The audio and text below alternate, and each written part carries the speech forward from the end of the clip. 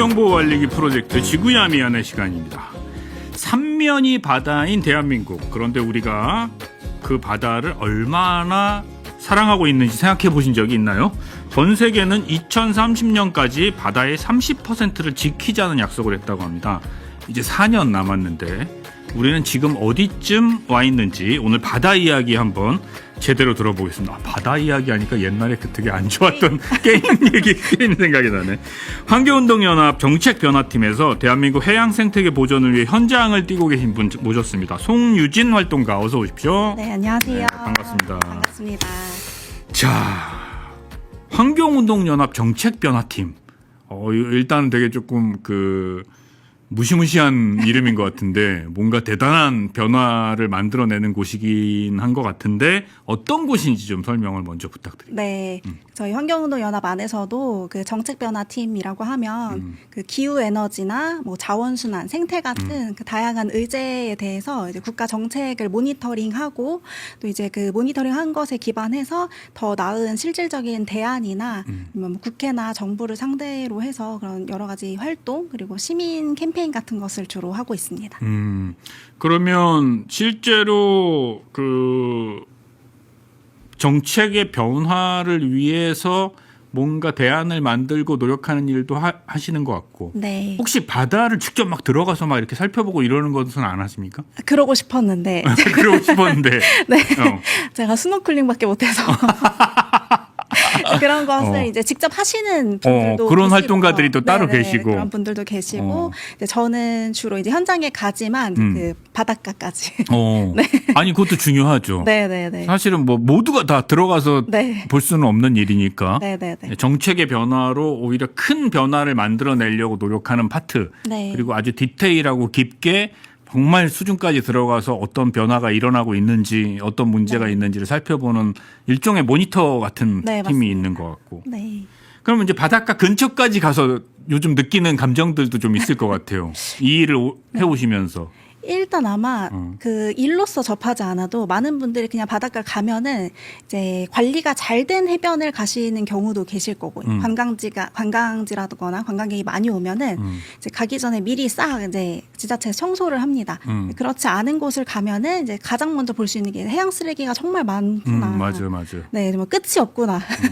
치워도 끝이 없구나라는 생각. 그리고 이제 여러 그런 정책들이 눈에 보이진 않아도 바다에 변해가는 모습. 연안 침식이라든지 이런 모습들이 저에게는 보이긴 합니다. 저도 제주도에 자주 내려가서 제주도에서 뭐 절반 정도는 제주도에서 살기 때문에 할 때마다 느끼는 거지만 이제 뭐 한 15년 정도 같은 동네에 있거든요. 네, 그러면 이게 변화하는 게 점점 보이고 특히 뭐 작년에 없었던 부유물들이 막 떠다니는 게 보이고 그리고 그게 그 다음에 더 많아지는 것도 보이고 막 이런 걸 보면서 되게 안타깝고 가끔 보면 해안으로 밀려온 쓰레기를 청소하는 아마 공공근로 같은 것 같은데 그거 그냥 같이 가서 조금 돕기도 하고 그랬었거든요.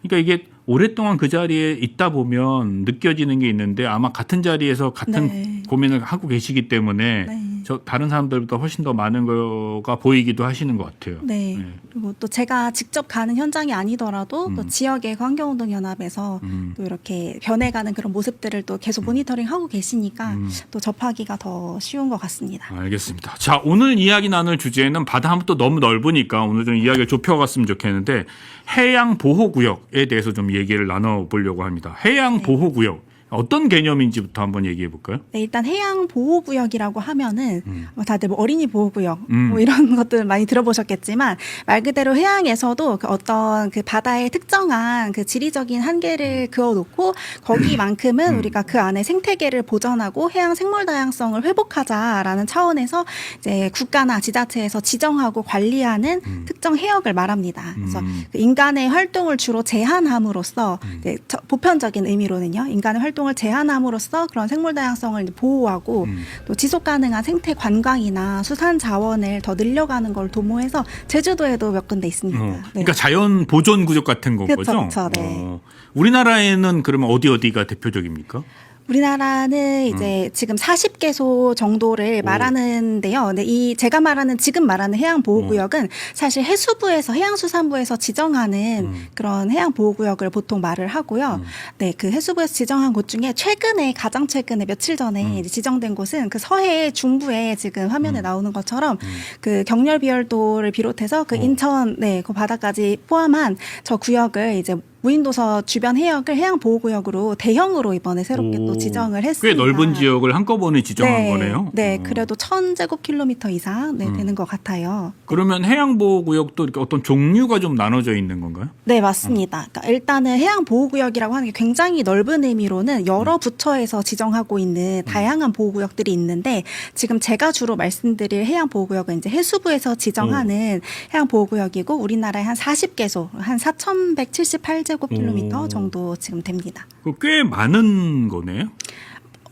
많다고도 느껴지는데. 많다고도 느껴질 수 있는데 바다가 워낙 넓으니까. 물론 그렇긴 하겠죠. 네, 그래서 그 안에서도 이제 해양 보호구역이 이제 종류가 크게 이제 해수부 지정에서는 4가지 정도인데 해양 생물을 그렇겠지. 해양 생물을 이제 보호하는 해양 생물 보호구역이 있고 또 이제 그런 것이 이미 풍부하거나 그 해양 환경이 이제 좋은 해양 생태계 보호구역이 있고요.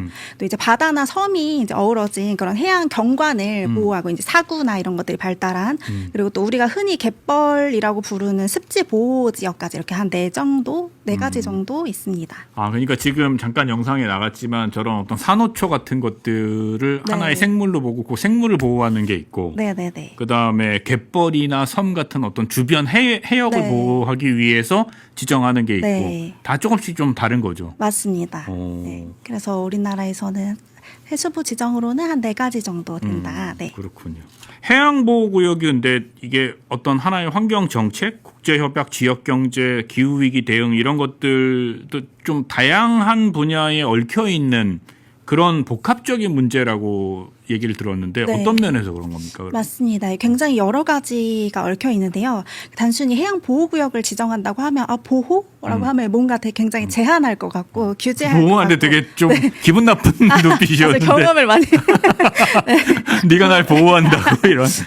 왜냐하면 또 이제 아무래도 그 해양 안에서 보호구역 한다면 그 안에 얽혀진 다른 그 이해관계자분들이 많잖아요. 어민분들이라든지 이런 분들이 보시기에는 보호한다고 하면 뭔가 나의 생계에 영향이 있을 것 같고 이제 이렇게 그냥 자연만 보호하면 될 일인가라고 또 의문을 가지시는 분들도 계실 수 있거든요. 근데 사실 이 해양보호구역은 지금 국제협약을 이행하는 데 있어서도 우리가 그 전 세계적으로도 이미 2022년에 그 유엔 생물다양성 협약에 의해서 그 전 세계 바다의 그 30% 공해의 30%를 보호하자. 또 나아가서 우리 정부도 사실 그 우리나라 바다의 30%도 해양보호구역으로 지정하겠다라고 약속을 한 바가 있습니다. 네, 이제 이해가 됐어요.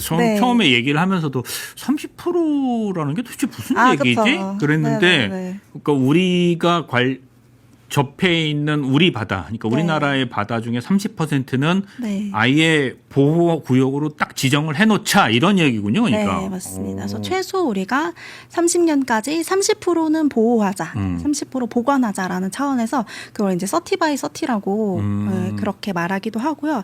이런 식으로 사실 지금 기후위기 대응에 있어서도 바다가 너무너무 중요하고 또 이제 지역 경제나 그리고 우리는 또 수산물이 굉장히 중요하잖아요. 그래서 수산업 관련 너무 좋아하니까. 네, 저도 좋아합니다.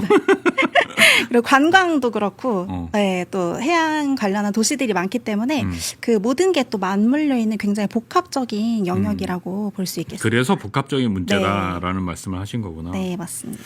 좀 원론으로 돌아갈 필요도 있을 것 같아요. 자, 그런 바다 우리가 보호해야 하고 또 이용할 수밖에 없고. 또 이용한다는 건 필연적으로 사람의 손이 닿으니까 훼손되거나 망가지거나 뭐 이렇게 될 수밖에 없는 것도 또한 사실인데 그 언론으로 돌아가서 그러면 이 우리가 살고 있는 이 지구에서 바다라는 것의 역할은 무엇인지 바다라는 게 왜 중요한지를 일단 한번 짚어볼까요?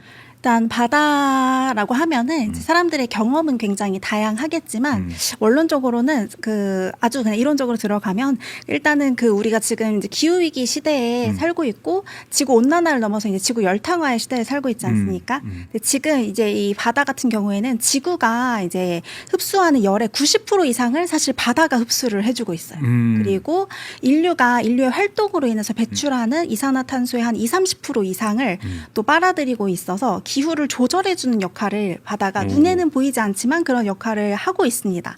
네, 그래서 요즘은 그 원래 이제 없던 개념이 생긴 게 아니라 그냥 이름을 붙인 것인데요. 이제 블루카본이라고도 해서 이제 저렇게 이산화탄소를 바다가 이제 흡수해서 저장하기 때문에 그걸 이제 블루카본이라고도 또 부르기도 하고요. 이제 숲이 흡수하면 이제 그린 카본이 되는 거고 그러네. 바다가 하니까 이제 블루카본이구나라고 이제 정의. 근데 우리가 상대적으로 숲의 중요성은 네. 많이 얘기하면서도 네. 바다는 그냥 주어진 거라고 생각해서 그런지 맞아요. 그냥 그렇게까지 중요하다고 생각하지 않는데 실은 바다가 훨씬 많은 탄소와 또 그 열을 흡수하는 네. 역할을 한다라는 거죠. 맞습니다. 그래서 바다 자체도 그렇고 해양 생물도 이제 그런 역할을 하는데요. 이제 대표적으로 고래 같은 경우에는 네, 고래 한 마리가 살아있는 동안에 평균 33톤의 이제 이산화탄소를 흡수하고 그 양이 이제 와닿지 않잖아요. 그렇죠, 나무가 1,500그루 이상. 고래 한 마리가. 네, 맞습니다. 그래서 그 정도의 이산화탄소 양을 이제 고래가 혼자 흡수하니까 고래가 이제 더 크고 더 오래 살수록 더 많은 양을 이제 몸속에 저장을 하겠죠. 그리고 이제 고래가 자연적으로 죽는다는 가정하에는 죽은 뒤에 이제 바닷속 깊이 가라앉으면서 탄소를 아예 해저에 격리시키는 효과까지 또 있습니다.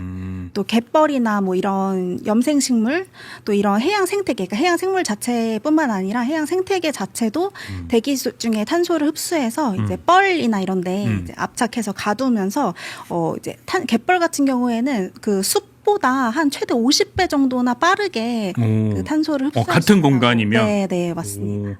그런 거를 그렇게 우리는 저기 갯벌을 없애고 거기를 농경지로 만들고 이제는 또 쌀을 안 사 먹는다고 그 농경지를 어떻게 처리할까 또 고민하고 참 맞습니다. 어찌 보면 한 치 앞을 못 보는 것 같아요. 네.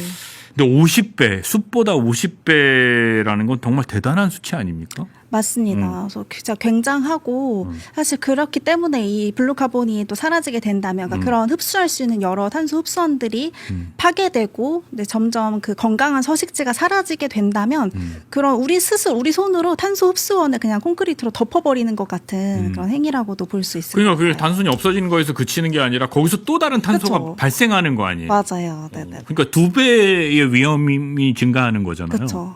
그냥 단순히 없앨 뿐만 아니라 그 이상의 또 피해를 끼칠 수 있는 거죠. 그러니까 갯벌들이 사라지고 지금 얘기했던 뭐 고래들이 사라지고 해양 생태계가 무너지면 이건 그냥 거기서 무너지는 것을 그치는 게 아니라 네. 넓게 보면 지구 온난화의 속도가 더 빨라지는 것이다. 이렇게도 얘기할 수 있는 거죠. 네, 그렇게 될 수 있죠. 왜냐하면 이제 바다가 흡수할 수 있는 능력, 지금 이제 굉장히 인내력 있게 바다가 흡수를 해주고 있지만 그런 능력이 이제 점점 상실된다면 이제 통제의 범위를 이제 넘어서서 굉장히 그 평균 기온이 폭발적으로 상승하는 그런 포인트를 맞이할 수도 있다라고 이렇게 경고를 하고 있습니다. 우리가 바다 얘기하면 꼭 한 번씩 나오는 게 이제 그 산호초 이렇게 막 보여주면서 네. 백화 현상이 일어나고 맞아요. 그리고 네. 산호초가 무너지면 해양 생태가 무너진다라고 네, 맞습니다. 하는데 그것도 주의 깊게 보지 않은 분은 아니 그 뭐 산호초가 무너진다고 뭐 정말 바다 생물들이 다 죽어 이렇게 생각할 수도 있을 것 같아요. 맞아요. 네, 제주 같은 경우만 하더라도 이제 제주는 이제 그 특히나 그 해수온이 상승하는, 그러니까 그 정말 온도가 높아지는 그런 효과를 가장 빠르게 또 보실 수 있는 맞아요. 바다이기도 한데요. 그래서 들어가면 이제 산호가 이제 녹아내리는 듯한, 흘러내리는 듯한 그런 현상도 볼 수 있고, 그러면 그런 여러 가지 해양 생물들의 서식지가 무너지는 거다 보니까 굉장히 또 치명적인 그 먹이사슬 전체가 무너지는 효과까지 있을 수 있습니다. 아까 잠깐 언급을 하셨지만 30 by 30? 네. 이제 세계는 어떻게 하고 있는지도 좀 궁금한데 우리나라는 이제 대충 설명을 들었고 네. 다른 나라들은 그러면 어떻게 하고 있습니까? 다른 나라들도 이제 열심히 이제 그 30%를 또 향해서 적극적으로 이제 추진을 하고 있는데요. 이제 이 30 by 30가 아까 말씀드린 것처럼 전 세계에서 약속을 한 거예요. 30년까지 우리가 이제 육상과 해양에, 그다음에 해양에서도 공해와 그다음에 그 자국의 영해에서 30%를 보호하자라고 한 것인데, 그것에 있어서 이제 뭐 가령 이제 미국이나 일본이나 중국이나 이제 이런 나라들은 지금 그 해양 보호구역뿐만 아니라 그 기타 보전 그 기타적으로 효과적인 그 지정 효과가 있는 구역까지도 지정해서 지금 다들 한 10% 이상씩은 지정을 하고 있는 것으로 알고 있습니다. 그리고 팔라우 같은 경우에는 최소 80% 이상 지금. 거기는 진짜로 여러 가지로 심각한 네. 문제도 많이 있고 이러니까 네, 아무래도 네, 좀 네. 더 경각심이 높겠죠. 네, 또 섬이기도 하니까요. 네, 그런 식으로 굉장히 공격적으로 확대하는 그런 추세입니다. 근데 왜 하필 35도도 있고 33도 있고 그런데 30인 거예요? 30이 사실 마지노선인 건데요. 아. 이제 연구자들이, 그러니까 생태학자나 이런 보전 생물학자들이 연구해봤을 때 그 전 세계 이제 다양한 생태계를 시뮬레이션 해봤을 때 어떤 서식지가 파괴돼서 그 면적이 30% 이하로 줄어드는 순간 그 생태계 붕괴가 걷잡을 수 없다. 이렇게 되면 아까 말씀드린 것처럼 그 기후 조절이라던가 해양 생물 다양성 보전에 있어서도 걷잡을 수 없는 그런 포인트가 바로 30%이기 때문이었습니다. 자, 그러면 우리가 환경을 보존하고 유지하자라고 주장하는 데는 대부분 다 동의하지만 네. 또 일상생활을 하다 보면 혹은 일상에서 사는 사람들 보면 그 뭐 이렇게 대단히 뭐 티도 나지 않고 표도 안 나고 정말 뭐가 바뀌는 건지 잘 모르겠어 이렇게 얘기하는 분들도 꽤 있단 말이에요. 네. 자, 이렇게 바다를 보호구역으로 지정하고 지금 얘기했던 그런 노력들을 하면 어떤 효과가 일어난다고 보십니까? 일단 해양 보호구역을 지정한다라고 하면은 보편적으로 이제 그 전 세계에 특히 그렇게 선진적으로 아까 공격적으로 확대해가는 곳들에는 그 효과를 연구한 연구 결과 굉장히 많습니다. 근데 일단 가장 먼저 이제 효과가 있는 것은 생물 다양성이 이제 회복이 되겠죠. 그러니까 해양 보호구역이라는 게 처음에도 말씀드렸지만 회복할 수 있는 공간을 지리적으로 정해두는 거예요. 그럼 그 안에서 회복이 되면서 그리고 또 인간의 어떤 간섭이나 활동이 좀 줄어들게 되면서 그 안에 살고 있는 해양 생물의 종류, 또 개체수 이런 것도 굉장히 증가하고 그러면은 당연히 이제 그 어획률 같은 것도 이제 영향이 있다 보니까 그런 훼손된 것들이 이제 활발하게 다시 이제 살아나게 되면은 먹이 사슬에 의해서 그 영양 물질의 순환도 굉장히 활발해지고 또 그러면서 그 식물성 플랑크톤이 증가하니까 이산화탄소 흡수는 더 빨라지겠죠. 그런 식으로 우리 눈에 보이지 않지만 기후 변화를 계속 조절하는 그 능력이 회복되는 거죠. 회복력을 증가시키는 효과가 또 있고요. 그러니까 회복력 네. 회복력이 증진될 것이다. 그렇죠. 네. 그렇습니다. 그리고 또 경제적인 효과도 또 있고요. 네. 근데 이제 당장 막 이런 반론들 나올 수 있잖아요. 아니 바다의 30%를 막아버리면 네. 바다에서 먹고 사는 어민들은 어떻게 먹고 사냐. 아마 이게 이제 가장 현실적인 갈등의 원인 중에 하나가 될 것 같은데 네. 그거에 대한 대책이랄까 혹은 그런 고민들도 해보셨습니까? 우선 그 이제 아까 전에 말씀드린 보편적인 해양보호구역의 의미는 이제 인간의 활동을 이렇게 제한한다라고 말씀을 드렸잖아요. 근데 현재 그 우리나라 해양보호구역의 경우는 그 원래 그 지역에서 생계를 이어가시던 그 어업인들의 그 영어 행위는 제한이 없습니다. 그대로 사실은 진행을 하실 수가 있어요. 근데 다만 이제 그 해양 보호구역에 지정되면은 그 이제 마을 자체에서도 우리가 해양 보호구역으로 지정된 만큼 좀 더 이걸 보호해보자라는 차원에서 그 종폐 사업이라든지 그다음 오염원을 제거한다든지 해양 쓰레기를 수거한다든지 그 예산을 가지고 이렇게 하는 부분이 있으면서 오히려 그 생계적인 측면에 있어서도 좋은 효과를 또 얻으시는 경우가 많고요. 그리고 이제 그런 다른 곳의 사례를 보시면서 저 마을 저기 순천에 저 어민들 보면서 저기 오히려 땅값도 올랐대 이런 얘기도 들으시면서 우리 마을도 그럼 한번 해보자. 왜냐하면 다들 이제 어민분들도 보시면 아시겠지만 굉장히 또 그 고령화가 많이 맞아요, 있지 않습니까? 네, 고령화된 사회에서 오히려 우리가 해양 보호구역을 지정해서 우리 후손들에게 더 건강한 바다를 물려줄 뿐만 아니라 그 지자체 예산으로 쓰레기도 수거하고 총폐 사업도 하고 하면 좋지 않느냐라는 그런 인식이 넓어지고 있는 것 같습니다. 아니 제가 이제 제주도 한림읍이라는 그 서쪽 마을에 있는데 네. 저도 그 비슷한 생각을 많이 해봤거든요. 이게 어쨌든 바다가 예쁘고 아름답고 또 건강해야 맞아요. 어민들도 먹고 살 수 있는 그 여지도 더 늘어나는 거고 관광객도 더 많이 올 수 있는 거고 또 관광객이 많이 와야 또 지역 주민들이 요즘은 어업 종사자보다는 사실 관광업 종사자가 네. 꽤 더 많아진 추세잖아요. 그러니까 이 고리를 유지하면서 해결할 수 있는 방법이 뭘까? 그때 이제 생각났던 게 이 어민들이 정말 그 합의를 해서 뭐 예를 들어 뭐 우리 높은 산에 자연 휴식련 뭐 이런 거 네. 도입하듯이 앞으로 뭐 몇 년 동안은 여기에는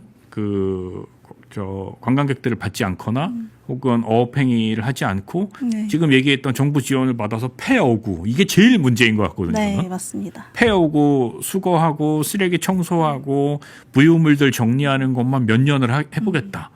그러면 어마어마하게 화제도 되고 그 네. 비포 애프터가 공개도 되고 이러면서 나아질 것 같은데 그걸 네. 안 하더라고요. 그렇죠. 네. 그 일부 지금 이제 그 거문도 같은 경우에는 실제로 그 섬에서 이게 섬이 섬 같지가 않다. 너무 이제 관광객들이 늘어나고 특히나 그 낚시하시는 분들이 이제 많이 오시는데 그 낚시를 당연히 이제 건강하게 즐기시는 분들도 많지만 이제 때로는 이제 그냥 왔다가 가시는 분들의 경우 이제 막 그 봉돌이라고 하나요? 그 납 같은 걸 박아 놓으면서 이 생태계가 맞아요. 갯바위가 훼손되고 하니까 그 자발적으로 생태 휴식제라는 걸 도입하셨어요. 그래서 이제 오히려 그 생태가 그러니까 그 갯바위가 휴식할 수 있는 그러니까 그 어업을 좀 제한하는 낚시 행위를 제한하는 그런 효과를 거두면서 오히려 이제 일부에서 이 구간에서는 낚시를 계속하고 이 부분은 몇 년 동안 쉬게 하고 이런 것들 자발적으로 하시면서 오히려 지금 건강한 생태계가 증진되고 있는 그런 효과를 또 자발적으로 누리시고 계시거든요. 많이 늘어나면 좋겠습니다. 맞아요.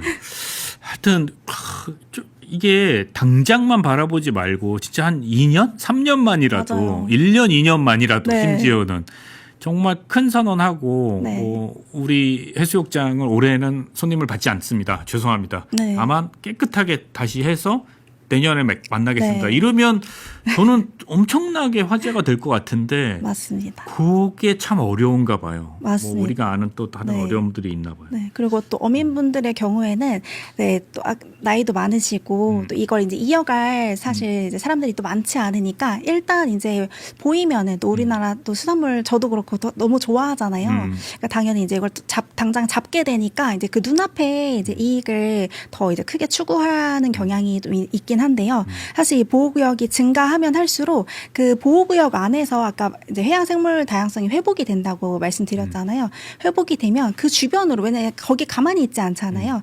그 주변으로 스피로버 효과에 의해서 그 많은 수산 자원들이 다 이렇게 뻗쳐나갑니다. 딱 한 군데만 성공하면 돼. 네, 맞아요. 한 군데만 성공하면 우리 마을도 해봐야지. 우리 맞아요. 마을도 해봐야지. 그러면 네. 우리 송윤진 활동가가 지금 꿈꾸는 네. 그런 게 정말 순식간에 일어날 수 있고 만약에 제주도가 그렇게 해서 완전히 달라지면 맞습니다. 다른 섬들은 너나 할 거 없이 해보려고 그럼요. 할 텐데. 네, 그 결과까지를 저도 한번 보고 싶습니다. 그러니까요. 또 좋은 이 좀 핑크빛 전망과 꿈을 네. 꾸게 되는데 그런데 현실을 보니 2030년까지 30% 지키자고 약속했는데 이제 4년 남았는데 네. 우리의 현재는 2.33%라고. 네. 2.33. 이거 너무 속도가 안 나는 거 아닙니까? 네. 아까 이제 제가 처음에 4,178 정도 하니까 아주 많아 보인다고 많아 하셨는데 보였는데 사실 이제 우리 관할 해역에 비하면 2.33%이고요. 삼면이 바다인데도 네 그리고 이제 국제 기준 30% 되려면 이제 15배 이제 남은 상황이죠. 네, 지금 사실 그 정부가 그 로드맵이랄 게 사실 크게 없어요. 네 그래서 이제 그나마 이번 주에 그 어떤 한 의원실에서 해양 생태계법 개정안을 발의해서 해양 보호구역을 이제 기본 계획을 수립해보자라는 그런 안 정도가 올라와 있는 상황이고 아직은 갈 길이 멉니다. 근데 그러면 그 2.33%만이라도 잘 하고 있나요? 어떠세요? 어떻게 보세요? 잘 안 되고 있죠. 어떻습니까? 네, 현실은. 네, 일단은 그 혹시 페이퍼 파크라고 들어보셨는지 모르겠는데 그냥 문서상으로만 보호구역이라는 말이에요. 그러니까 지금 이제 그 우리나라 해양 보호구역이 지금 사진상에도 보이시지만 굉장히 많은 그런 폐어구들 그리고 쓰레기들이 버려지기도 하고 또 이제 여전히 우리는 또 어업 행위를 또 허가하다 보니까 왜냐면 너무 이제 어민분들의 또 반발도 있으실 수 있으니까 그런 행위들이 아직은 또 용인이 되다 보니 우리나라는 그 완전 조업 금지 구역이라고 하는 그 최상위의 개념이 존재하지 않는 상황이에요. 사실은 해양 보호구역을 묶어놓고 그냥 일부 그냥 예산으로 뭐 예산이 되면은 그것도 되는 곳은 뭐 쓰레기 좀 줍고 뭐 이렇게 좀 베뿌리고 이런 아직도 정도. 경각심이 없어서 그래. 아직도 그런 것 같아요. 네. 뭐 뭐 문제 있다, 뭐 난리 난다 이렇게 해봐야 안 네. 와닿고. 네. 그러니까 이제 최재선 선생님 같은 분들이 나서서 네. 나님 뭐 극단적으로도 얘기하시고 막 이러는데도 네. 그런데도 불구하고 사람들이 아직까지 날씨가 뭐 이렇게 되고 뭐 장마가 길어지고 뭐 기후가 변하고 이러고 그때만 그냥 어이구 어떡하지 이러지 아직까지 참 맞습니다. 몸에 이 피부에 와닿지 않는 거라고 생각합니다. 네. 이 쓰레기 문제 같은 경우 진짜 심각하죠 또. 심각하죠. 그래서 지금 지정된 이 보호구역마저도 한 90% 이상은 쓰레기 관리 부실 상태가 있습니다. 그나마 아까 말씀드린 관리를 좀 잘 하는 곳이나 이렇게 해양 쓰레기 수거도 일부 하는 것이지 한 10곳 중에 9곳은 제대로 되지 않고 있고 또 그런 어구들, 폐어구들이 계속해서 이제 유령업을 일으키면서 그 안에 오히려 그 업 자원마저도 이제 고갈시키고 있는 그런 현황입니다. 이게 또 해양보호구역으로 지정됐다가 해제된 경우도 있다고요. 그 경우는 이제 그 해수부가 지정한 구역은 아니었고, 이제 천수만 그 수산자원 보호구역의 경우였는데, 이제 그것이 이제, 수산자원 보호구역이라고 하면은, 이제 그 위에서 그 육상의 어떤 뭐 식당이나 뭐 어떤 처리 시설이나 이런 것들도 지을 수 없다 보니까 어민분들이 굉장히 조금 한동안 이제 불편함, 어려움을 또 많이 겪으셨던 것 같아요. 이제 그렇게 되면서 이제 그게 또 이제 해제가 되었는데, 과연 이게 해제되면은 다시 보호구역 지정을 될 수 있을까라는 그런 우려는 좀 되긴 합니다. 이렇게 좀 어떤 경제적인 이익이나 그러니까 눈앞에 그런 이익이나 어떤 이런 보전이 충돌될 때는 늘 그 보전 쪽에 조금 희생이 되는 것 같긴 합니다. 그러니까 저는 참 이게 직접 제가 본 것만 갖고 말씀을 드리면 아까 이제 잠깐 사진에도 나왔는데 그 바닷가 근처에 양식장들 있잖아요. 네네. 양식장에서 폐수들 물론 처리를 하긴 했겠지만 네. 그 양식장에 물이 바깥으로 쏟아지면 그걸 더럽거나 혹은 그걸 저렇게 하면 안 되는데라고 생각하는 게 아니라 그 양식장에서 쏟아져 나온 물에 있는 찌꺼기를 먹으려고 오는 물고기를 잡겠다고 또 다 먹어들어. 낚시꾼들이. 맞아요. 난 그걸 보고 약간 충격을 받았어요. 저걸 먹는다고? 자연 미끼. 네, 같은 느낌이고 이게 또 바다가 바다 속이 안 보이니까 더 그런 것 같아요. 보이지 않으니까 그냥 눈앞에 지금 뭐 잡을 수 있고 이러면 이제 당장 잡아야 되고 네, 그런 것 같습니다. 그리고 물이 빠졌을 때 그 주변을 뛰거나 걸을 때의 그 냄새를 맡아봐야 돼요.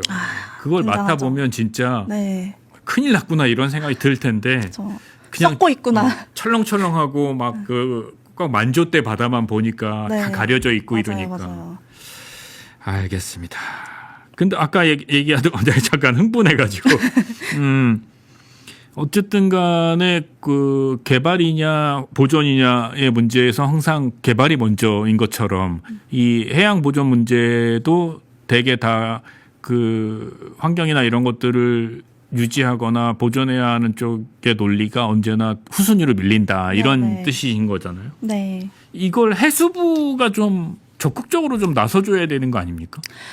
해수부가 이제 해양수산부잖아요. 그러니까 해양과 수산 이렇게 같이 들어있는 것인데 그러다 보니까 이제 그 안에서도 어떤 보전을 한다거나 환경 이런 쪽보다는 사실은 이제 항만 개발, 뭐 수산물 같은 경우에도 뭐 수출 이런 쪽에 사실 더 치우쳐 있습니다. 굉장히 압도적으로 치우쳐 있는데요. 그러니까 사실 예산을 보면은 어느 부분에 더 신경을 많이 쓰는지 볼 수 있잖아요. 그래서 26년의 해수부 예산안 같은 경우에는 전체 예산 한 7조 3,500억 가운데에서 수산 어초는 한 3조 4,500억 정도 되고 해운 항만은 한 2조 1,300억 합치면 굉장히 크죠. 거의 대부분이네요. 대부분이죠. 네. 5조가 넘으니까요. 네, 이렇게 바다를 지키고 보전하는 이런 예산은 한 4,300억. 갑자기 소박해지죠. 그러네. 숫자가.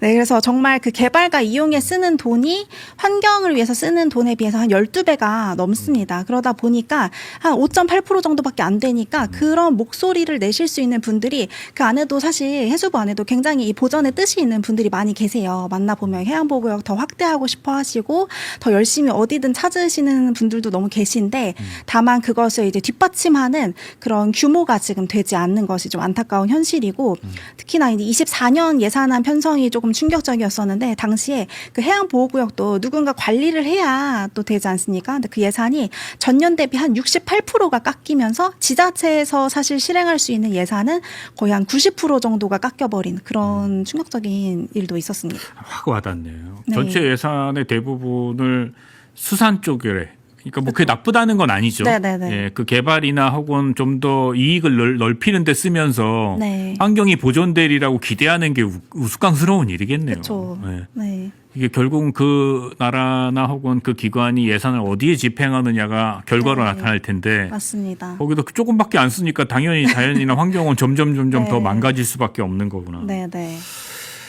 자, 뭐 오늘 여러 가지 이야기를 들어봤는데 이게 참 이 문제만 들으면 이제 답답하잖아요. 네. 이거 어떻게 해결할 수 있는지도 오늘 조금 얘기할 수 있는 만큼만 네네. 예, 한번 이야기를 좀 들어볼까요? 그러면 지금 당장 우리가 할 수 있는 혹은 바꿀 수 있는 것들 어떤 것들이 있습니까?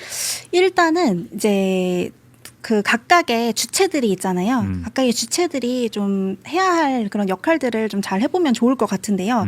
일단 정부 같은 경우에는 지금 해양보호구역이라고 이제 이름이 붙어 있는 곳들을 일단 관리를 좀 잘 해야 되겠죠.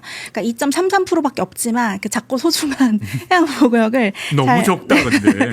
잘 관리를 해야 할 텐데 지금 아까 말씀드렸다시피 그 해수부에서 지정하고 관리하는 그 해양보호구역 말고도 이제 기후부에서 관리하는 어떤 국립공원 그리고 이제 그 국가유산청에서 관리하는 또 다른 보호구역 이렇게 다 합쳤을 때 부처가 흩어져 있는 곳들이 통합 관리가 안 되다 보니까 중복 지정이 되면은 중복 규제가 발생하고 서로 책임을 떠넘기는 그런 사각지대가 발생하고 어떤 거는 있습니다. 환경부가 네네. 하고 어떤 거는 해양수산부가 하고 뭐 이런다는 맞습니다. 거죠. 그러면서 이제 그 오히려 그 실질적으로 얽혀 있는 어민분들이나 주민분들이 또 혼란을 겪으시는 경우도 있고 그렇기 때문에 이제 그것을 좀 통합 관리할 수 있는 시스템 그리고 그걸 통합 관리할 수 있는 일단 그 근거가 될 법안이 마련이 필요할 텐데 24년에 해수부에서 그 해양생물 보전 대책을 발표하면서 해양보호구역법을 그 별도의 법을 따로 만들겠다. 왜냐하면 지금 그 전 세계적으로 너무나 이제 중요한 사안이다 보니 근데 그것이 아직 안 만들어지고 있어. 아직도 이제 그것이 좀 시기상조라고 여겨지는 분위기여서 일단은 그 해양보호구역법이라는 근거법을 만들어서 이제 정부에서는 적극적으로 그 예산과 인력 뭐 어디나 그렇겠지만 예산과 인력을 많이 늘려서 그 지자체별로 그 너무나 차이나는 관리의 역량과 그 관심도를 좀 높여주실 좀 필요가 있을 것 같고요. 네. 우리 일반 시민들은 그러면 시민들 같은 경우에는 일단은 쓰레기를 많이 주워야 됩니까? 쓰레기 주워주시면 좋죠. 일단은 이제 다들 바다를 사실 싫어하는 사람은 거의 없을 거예요. 없죠. 예. 바다 다 좋아하잖아요. 그렇죠. 예. 다 이제 즐겨본 경험들도 있으시고 한데 이제 그것에 머무르기보다 이런 지금 돌아가고 있는 정책을 같이 바라봐 주시고 그 정책의 방향이 시민들도 이제는 보전을 원하고 있구나라고 하는 그 추세를 확실히 좀 만들어가는 그 여론 형성이 굉장히 중요할 것 같아요. 그리고 또 이제 그 낚시 좋아하신다고. 맞아요. 그런데 낚시도 사실 건강하게 이제 즐길 수 있는 문화가 될 수 있도록 그 실천할 수 있도록 이제 그런 이후에 그 자리 정돈이라든지 그런 작은 실천부터 해서 그리고 이제 실제로 거기를 정말 그 생계로 이어가시는 어민분들이 또 피해보지 않는 선에서 또 낚시 문화를 건강하게 즐겨주시면 좋을 것 같고 또 내가 가는 곳이 꼭 보호구역이라면은 이제 잘 관리되고 있나 뭐 그런 표지판 같은 것도 여기 구역이 어디까지지 관심 한 번 더 가져주시고 네 우리가 스스로 좀 좋아하면 지키고 싶어지잖아요. 그래서 많이 더 좋아해 주시고 또 아이들도 더 경험하게 해주시고 그 보호구역의 아름다움이나 네 그런 생물들이나 이런 것들을 더 많이 좋아할 수 있게 많이 알려가면 좋을 것 같습니다. 저는 오늘 말씀하신 그 송윤진 활동가 마지막 말씀이 제일 중요한 것 같은데 저도 귀찮은 거 싫어하고 네. 막 그 규제받는 거 싫어하고 그런 성격이 강한데 네. 제가 왜 제주도와 제주도 바다에 애정이 생겼냐 하면 거기에 살기 시작하면서 네. 그리고 이게 내가 매일 바라봐야 한다는 것 때문인 것 같거든요. 그게 제일 큰 것 같거든요. 맞습니다. 그러니까 어떤 그 공간과 그 환경에 내가 얼마나 애정을 갖게 되느냐가 핵심인 것 같아. 네. 그러면 우리의 캠페인이 특히나 환경을 사랑하고 또 환경을 보존해야 한다는 캠페인이 먼 미래의 이야기를 하는 게 아니라 네. 지금 당장 내가 이걸 지켰을 때 얼마나 행복하게 즐길 수 있는지에 대해서 얘기해 네. 줘야 되는데 네. 우리의 환경 관련 캠페인은 다 너무 먼 훗날과 먼 미래에만 그 설명하고 있는 거 아닌가 네. 그런 생각이 들고 또 하나는 내가 작은 바다라도 작은 산이라도 하다 못해 뭐 오름 하나 골목길 하나라도 네. 내가 애정을 가질 수 있는 곳을 맞아요. 매칭해 줘야 돼. 매치. 네. 그러면 정말 누가 시키지 않아도 가서 담배꽁초라도 하나 줍게 된단 말이죠. 맞아요. 내가 내 구역 이렇게. 그런 운동과 그런 노력들을 좀 해야 하지 않나 네, 이런 생각이 좀 맞습니다. 듭니다. 네. 저같이 귀찮아하는 사람도 아침에 그 제주도 내려가면 저희 동네 러닝하다가도 네. 휴지 떨어져 있으면 죽는단 아, 말이에요. 네네. 그거 되게 놀라운 변화거든요. 그럼요. 네. 네. 그런 노력들이 좀 있어야 되지 않나 맞습니다. 이런 생각이 듭니다. 네. 알겠습니다. 자, 2028년 190개국 정상들이 모이는 제4차 유엔 해양총회가 우리나라에서 열린다고요? 네, 맞습니다. 이게 이제 각국의 성적표 들고 모이는 자리라면서요. 네. 우리 어떻게 했는지. 네. 우리 자랑하는. 성적표 근데 너무 초라하지 않나 지금? 맞아요. 그래서 초라해지지 않게 어. 2028년까지 아직 좀 남았잖아요. 그러니까 4년 네. 4년 남았다고. 네. 최근에도 이제 대형 해양보호구역 지정한 만큼 조금 더 속도 내서 그러게요. 네, 나아가면 좋겠습니다. 우리가 살기 위해서 지정하는 겁니다. 그렇죠? 맞아요. 예. 네. 이걸 뭐 당장 뭐 먼 100년 후에 미래 세대에게 어쩌고 네. 저쩌고 저는 아닌 것 맞아요. 같아요. 당장 우리가 살기 네. 위해서 한다라는 어떤 그런 절박함도 맞습니다. 있다는 걸 좀 알아주셨으면 좋겠고 어쨌든 이 자리에서 우리가 좀 더 자랑스럽게 어떤 답을 내놓을 수 있는 그런 우리나라에서 열리는 거 아니야. 그쵸. 주최국이잖아. 맞아요. 2.3%인 건 너무 창피하잖아 이거. 우리 2.33%입니다. 알겠습니다. 그런 자리에서 조금은 좀 그래도 떳떳하게 또 자랑스럽게 얘기할 수 있는 네. 그런 결과물들이 있었으면 좋겠다라는 생각이 들고 네. 또 그런 노력들을 해나가는 데 있어서 우리 해양보호구역의 실태와 우리 바다가 처한 현실에 대해서 계속해서 문제제기하고 또 따져주는 네. 환경운동연합의 정책변화팀 송윤진 활동가도 좀 더 화이팅 하시고 네. 또 많은 노력들 또 결과들 만들어 주셨으면 좋겠다 이런 생각이 들고 보통의 시민들은 환경운동연합 후원회원 뭐 이런 거 또 시민회원 이런 거 가능할 거잖아요. 맞습니다. 네. 저희는 이제 정부 뭐 지원금, 보조금 이런 게 하나도 없이 시민분들의 이제 후원금으로 또 활동을 하고 있으니까요. 그것도 참 그게 자랑스럽기도 하면서 동시에 아씨 이런 일 하면은 그거 받아서 국민 세금으로 해도 되는 거 아니야 이런 생각이 들기도 해요. 물론 어떤 이유가 있겠지만. 그렇죠, 그렇죠. 네. 맞아요. 근데 또 우리도 스스로 또 떳떳하게 또 지적하고 비판할 때 하고 또 그러면서도 같이 협업도 하니까요. 맞아요. 네, 자, 환경운동연합 여러분 홈페이지 찾아 들어가시면 아마 잘 돼 있을 겁니다. 후원회원이 잘 돼 되려면 있습니다. 어떻게 해야 하나, 뭐 활동가로 참여하려면 어떻게 해야 하나, 자원봉사자로 하려면 어떻게 해야 하나 있을 테니까요. 우리가 뭐 환경 정책의 변화에 다 한 명 한 명이 나서기는 어렵지만 이런 대표 단체나 혹은 시민 단체를 통해서 우리의 의견을 전달하는 방법이 있을 테니까 후원회원과 또 활동을 위한 자원봉사 이런 것들 많이들 참여해 주시기 바랍니다. 환경운동연합 되게 오래되고 저하고도 예전에 여러 인연이 있어서 뭐 네. 잘 알고 있습니다만 어쨌든 꾸준히 길게 대한민국의 환경 또 전 세계의 환경을 위해 노력하는 네. 그런 단체로 이어갔으면 좋겠다라는 생각합니다. 네. 오늘 송윤진 활동가와 이야기 나눠봤습니다. 감사하고 더 열심히 하시고 저기 뭐지 이제 좀 그 다이빙도 좀 배워서 네.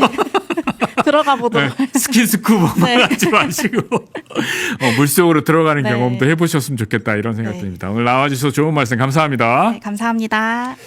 자, 저희 멤버십 안내드리겠습니다. 1877-1907로 연락해서 방송 응원해 주십시오.